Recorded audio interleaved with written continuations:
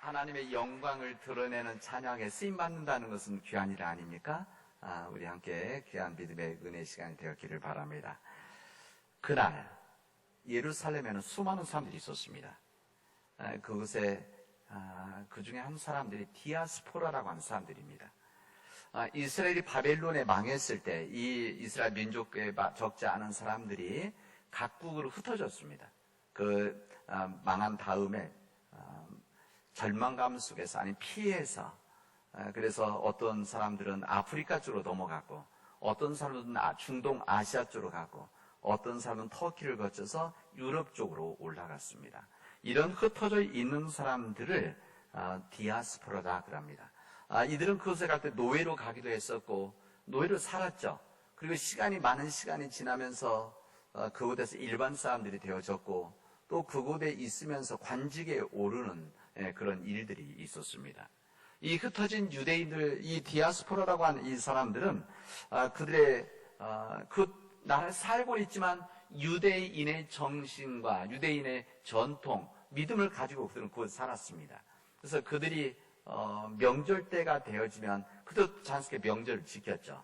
6월절 지켰는데 그 유대인들 가운데 또 많은 사람들이 그들 유대인들의 전통이 6월절이 되어지면은 예루살렘을 방문을 해서 예루살렘 성전 있는 예루살렘에 와서 제사 드리고 또 자기 고향 땅에서 고향 바람을 쐬고 돌아가는 일들이 있었습니다. 뿐만 아니라 이 경건한 유대인들, 디아스포라 사람들 가운데 이 경건한 유대인들은 6월절이 아닌 때도 왔었고 뿐만 아니라 아예 적지 않은 사람은 예루살렘에 돌아와서 메시아의 오심을 고대하면서 아예 살았습니다. 이 디아스포라 사람들은 출신이 아주 다양하죠. 곳곳에 흩어져 있다가 모인 사람들이기 때문에. 그래서 이 사람들은 예루살렘에 모여 있을 때는 히브리 말을 하고 정확히는 아람어라고 하죠. 아람어, 이 히브리어를 쓰지만 자기들끼리 모이면 자기들의 말들이 편한 자기 각국의 언어들을 사용했습니다. 이게 하루 이틀 갔다 온 것이 아니라 그곳에서 자기 조상들이 부모들이 몇십 년 또 200~300년 살았던 사람들이기 때문에 그렇습니다. 그런 유대인들이 항상 지키고 있었습니다. 아마 그들은 경제적으로 못 사는 사람들은 아니었을 것입니다. 그런데 그날 이 디아스포라 사람들이 예루살렘에 살고 있었던 이 디아스포라 사람들에게 놀라운 사건을 체험하게 되었습니다. 그게 무슨 사건이었는가 하면 예루살렘에서 자기들의 자기들이 살고 있었던 나라의 언어가 들려진 겁니다. 그들이 생각할 때 자기들의 언어를 이 예루살렘에서 그래서 사용하는 건 쉽지 않은데 말하는 것도 어려운데 예루살렘에서 자기 나라 말로 이게 들려진 겁니다. 지금 말로 하면 일본에 살고 있던 사람이 왔는데 남원하는데 막 일본어가 막 들려지니까 얼마나 놀라겠습니까?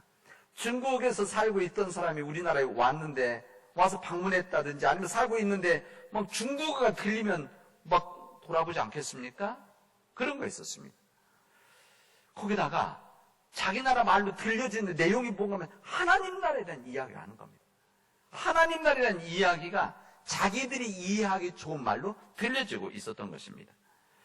여기 성경에 보면 적어도 13개국 이상의 말들이 여기 있었다. 나라 사람들이 있었다는 것이고 여기 성경에 보면은 이 그레데인, 11절 그레데인, 아라비아인 이것은 나오는 무슨 말인가 하면 이 팔레스타인 중심으로 해서 서쪽 바다 동쪽 끝이 모여진 끝에 있는 사람들은 다 모였다 이런 이야기입니다. 이렇게 보여진 겁니다.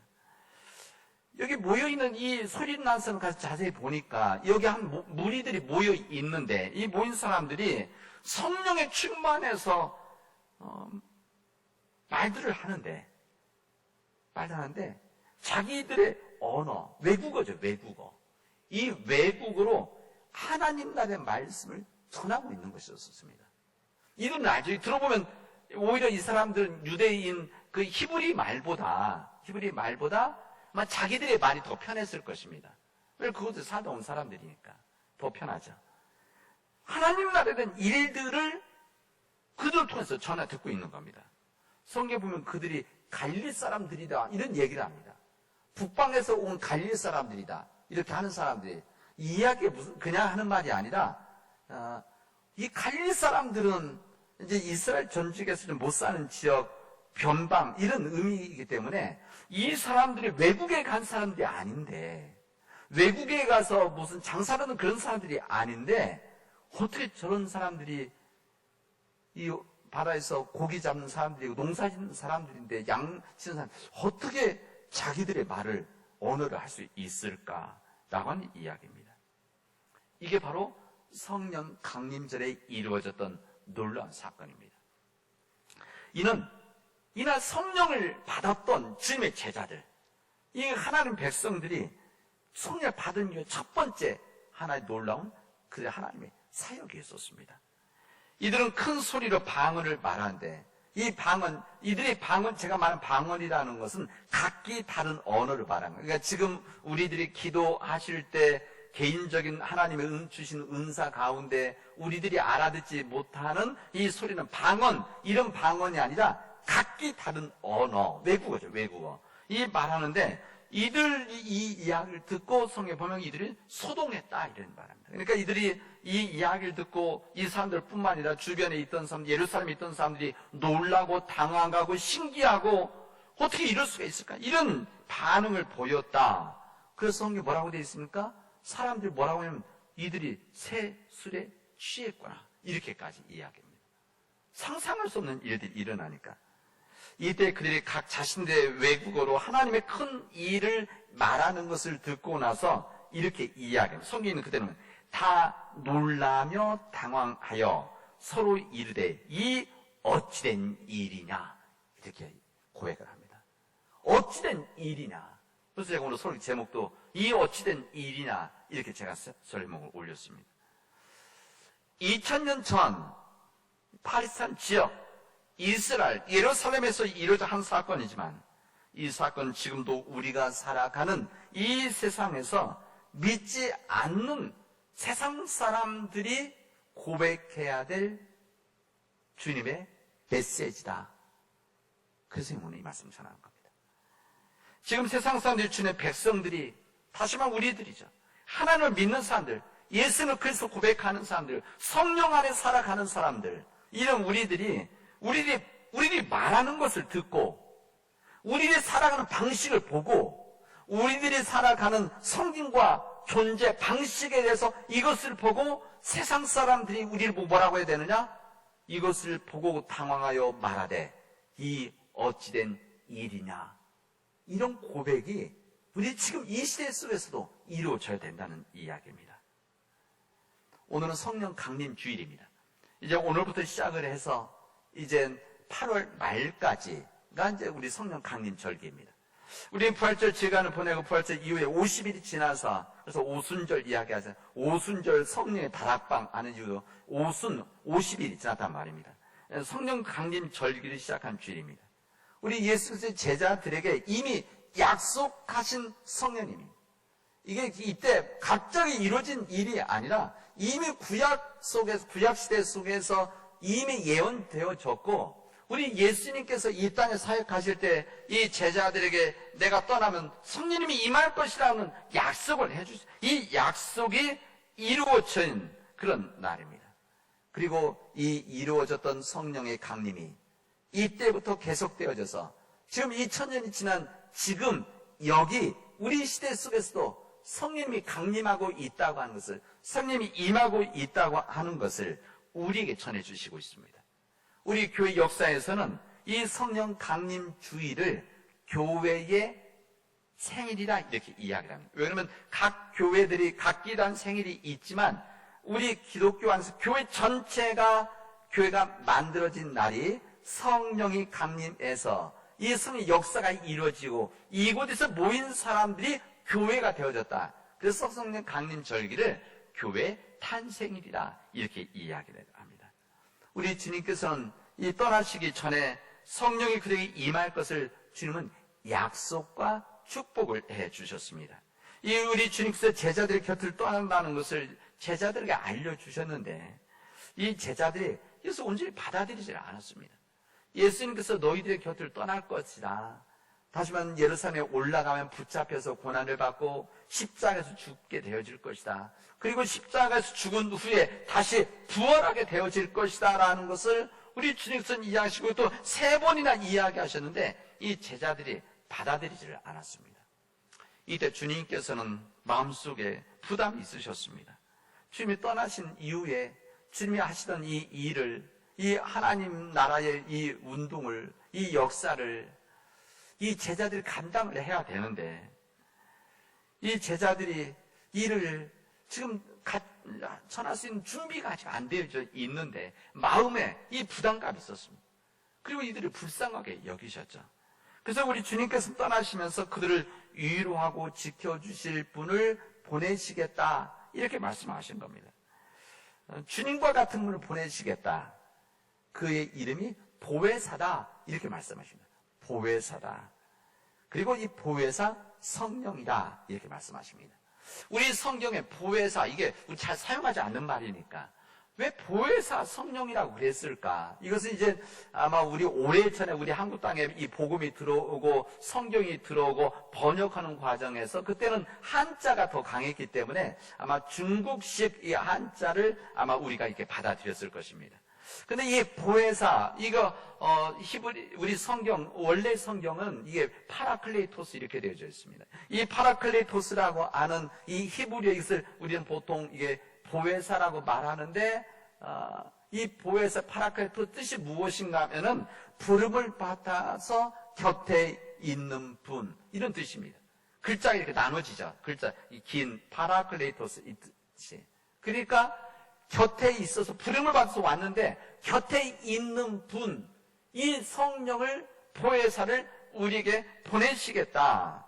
근데 이 곁에 있는 분을 영어 성경에서 이 분을 뭐라고 이야기했는가 하면 위로자다. 영어로는 컴포터 이렇게 되어 있습니다. 그러니까 위로자다.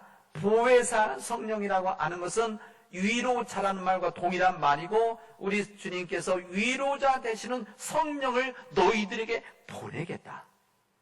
너희들의 곁에 있어서 너희를 지켜주시고 보호하시고 위로해 주시는 하나님의 영을 너희들에게 보내주겠다. 이렇게 주님께서 약속과 축복을 하셨던 것입니다.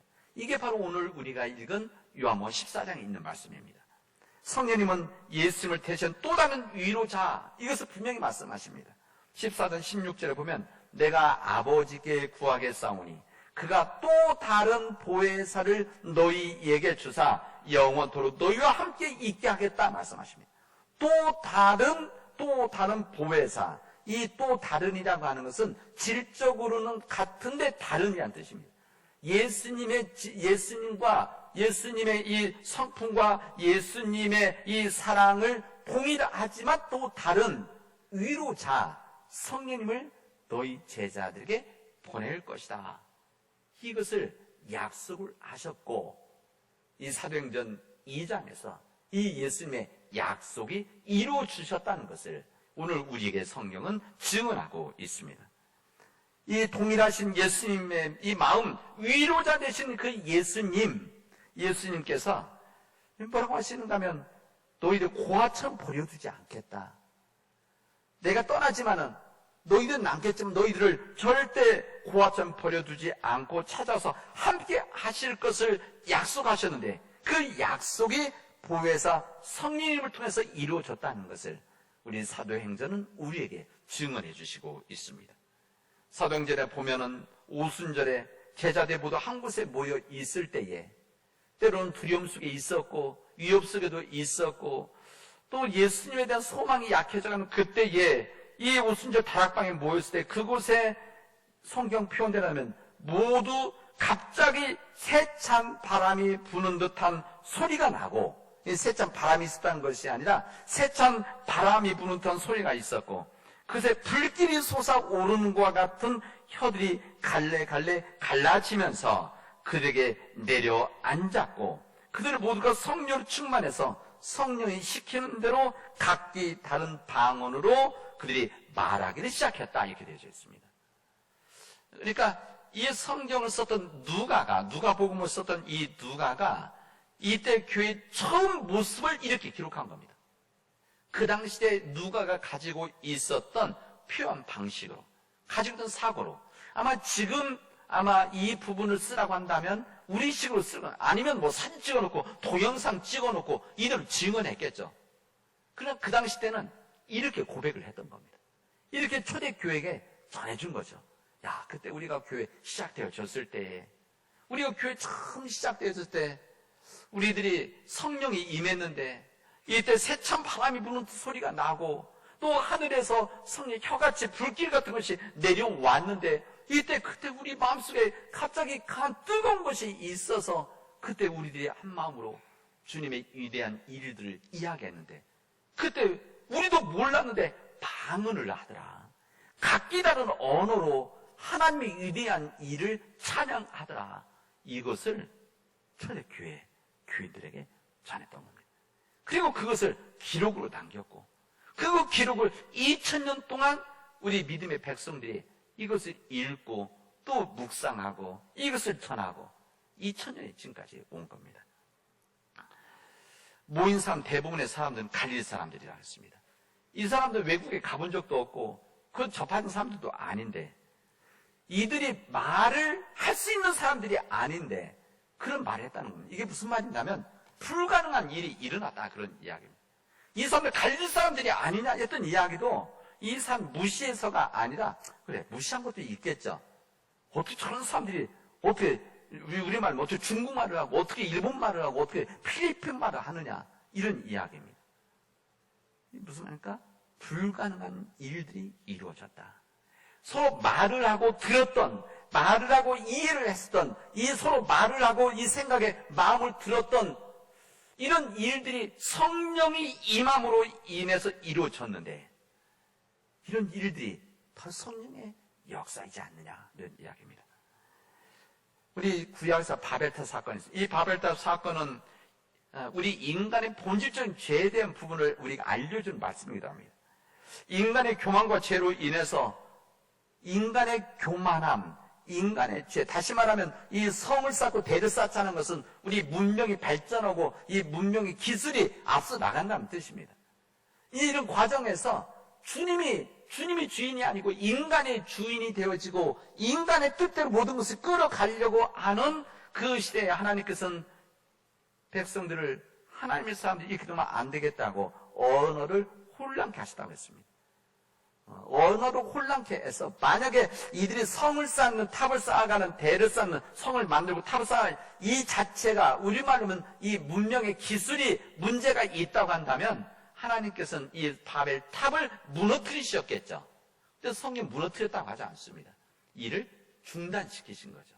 그랬는데 이들이 이 중단시켰던 이유가 말을 혼란하게 해서 서로 말이 전달하지 못하는 일들, 그래서 생각이 나눠지고 말이 나눠짐으로 인해서 서로 소통되지 않는 일들이 그곳에서 이루어졌었다는 것을 말하는 겁니다. 바벨탑 사건은. 그런데 이 놀라웠던 일들이 변화가 있게 되었다는 겁니다. 이게 언제 변화해요? 성령이 임했을 때. 성령이 임했을 때 언어가 소통되지 않는 사람들, 말이 통하지 않는 사람들, 서로 조화가 되어지고 화합이 되어지고 통합이 되지 않았던 이 사람들이 성령이 임하게 되어졌을 때 놀라운 일들이 이루어지고 성령이 임함으로 인해서 서로가 말들이 통하게 되어지는 놀라운 역사가 성령 강림절기 이루어졌다는 것을 우리에게 말해주는 겁니다. 여러분, 우리 시대에 우리 아이 젊은 사람들, 뭐 어른들도 마찬가지고 어디든지 가면 다 전화기 잡고 있습니다. 모여도 친구들끼리 모여도 식당에 가도 전화기 잡고 같이는 모여 있지만 자기 일을 하죠. 자기 식에 소통합니다. 근데 가까이 있는 사람은 소통하지 않습니다. 멀리 있는 서울에 있는 사람들하고 도시에 있는 사람들하고 심지어는 해외에 있는 사람들하고 대화하지만 가까이 있는 사람들하고는 대화하고 소통하고 나누려고 하는 것을 하지 않는 우리 시대입니다. 오래전에 USA 투데이라고 하는 잡지에 이런 기사가 있었습니다. 타이틀이 기술이 발달하자 젊은이들이 말이 없어졌다. 아주 상징적인 말이죠. 기술은 좋아졌지만 문화는 좋아졌지만 소통함이 젊은이들이 말이 없어졌다. 뭐 상징적인 표현이지만 기술의 이 발전이라는 것이 우리 인간 관계를 때로는 약화시키고 또 사람들의 관계를 정말 결핍하게 만들어서 어떤 말을 해도 받아들이지도 못하고 어떤 대화를 해도 대화를 하려고 하지 않고 같은 말을 하더라도 이것을 왜곡해서 듣고 의심하고 순수한 생각들을 무슨 의심이 무슨 의도가 있나 이거 받아들이지 못하는 이런 시대에 우리 살아가고 있다는 겁니다. 그러나 성령이 임하심으로 인해서 성령님은 우리를 새롭게 하시는 분이시다. 성령이 임하게 되어지면 성령의 능력이 우리에게 임하게 되면 성령의 역사가 우리 모든 믿는 자들에게 임하고 세상에 임하게 되어지면 서로 통하지 않던 사람들이 통하게 되어지고 또 전혀 이해할 수 없던 사람들이 이해하게 되어지고 분열되어 있던 사람들이 하나가 되어지는 이런 통합하려고 하고 조화하려고 하는 이런 역사가 이루어진다는 것을 오늘 성령 강림 첫 주일에 우리에게 말씀하십니다. 가족 간의 대화가 끊어지고 말이 통하지 않으면, 말이 존중되어지지 않으면 이것은 하나님 백성들 아닌 거죠. 성령이 임한 역사가 아닙니다. 주님의 몸된 교회라고는 하지만 공동체에서 서로의 말이 통하지 않는다면, 받아들이지 않고 이것을 이해하지 못한다고 한다면 이것은 성령의 불이 꺼진 교회입니다. 우리 자신들도 마찬가지입니다. 성령이 임해야 되는 우리 몸인데 하나님의 뜻을 알아듣지 못하고 사람들의 마음을 받아들이지 못하는, 또 사람이 이야기해도 이것을 의심하고 받아들이지 않는 그 마음을 가지고 있다면 성령의 불이 꺼져 있는 사람들입니다. 오늘 성령 강림절을 맞이해서 주님께서 성령이 임하시면, 성령님이 역사하시면 우리를 새롭게 하시는 우리 주님께서 우리 가정을 새롭게 하시고 우리 교회를 새롭게 하시고 우리 민족을 새롭게 하시는 하나님의 역사가 우리에게 임한다는 것을 우리에게 말씀해 주십니다. 이 성령님은 우리 가운데 위로자로 오신 분입니다. 우리 예수님께서 너희에게 파라클레이토스, 보혜사를 보내신다는, 우리의 위로자를 보내주신다는 것인데, 위로자 되시는 성령님이 우리에게 임해서 우리가 그 하나님의 위로함을 받고, 위로함을 받은 우리가, 성령의 사람들이 마음의 결핍함을 가지고 있고 메말라 있는 사람들, 마음속에서 고통 속에 있는 사람들, 이런 사람들을 성령의 사람이 되어져서 그들을 위로하고 함께하는 믿음의 역사가 이루어지기를 주님은 원하시는 겁니다. 바로 우리 교회가 성령의 교회 아닙니까? 우리 교회가 성령의 교회라고 한다면 우리 교회가 우리 그렇지 못한 사람들 곁에 서서 그들 진정으로 위로하고 그들로 하여금 낙심한 사람들에게는, 절망한 사람들에게는 새로운 힘을 불어넣어주는 일들, 미래된 절망 속에 있는 젊은이들에게 새로운 꿈을 꾸게 하는 이 믿음의 역사, 지금만을 바라보고 지금만을 걱정하고 염려하는 사람들에게 내일을 바라보고 미래를 생각하게 하는 이 놀라운 은혜가 언제 이루냐? 성령이 임하게 되어졌을 때, 성령님을 우리 모시고 살아갈 때, 성령님의 지배 안에 있을 때, 이때 이루어진다는 것을 오늘 우리에게 말씀해 주십니다. 이번 성령 강림 절기 동안 성령에 대한 말씀을 함께 나누고 교회에 대한 말씀을 나누면서 우리가 성령과 동행하는 믿음의 복된 삶 살아가기를 바랍니다. 우리가 이런 삶을 살아갈 때에 세상 사람들이 우리를 보고, 오늘 표현 그대로, 성령의 표현대로 다 우리들을 보고, 믿는 자들을 보고, 우리 교회를 보고 뭐라고 얘기하느냐? 다 놀라며 당하며 서로 이르되 이 어찌된 일이냐? 이 어찌된 일이냐? 이 어찌된 일이 이 사람에게, 이 가정에, 이 교회에 있을 수 있느냐? 믿음의 고백이 이루어지기를 주님의 이름으로 축원하겠습니다. 기도합시다. 은혜가 풍성하신 하나님 감사합니다. 우리는 성령에 의해서 한 언어, 한 평화의 말을 하게 하여 주시옵소서.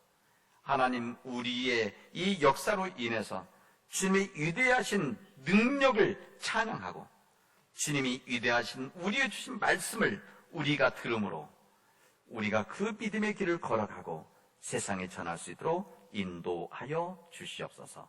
예수님의 이름으로 기도합니다. 아멘.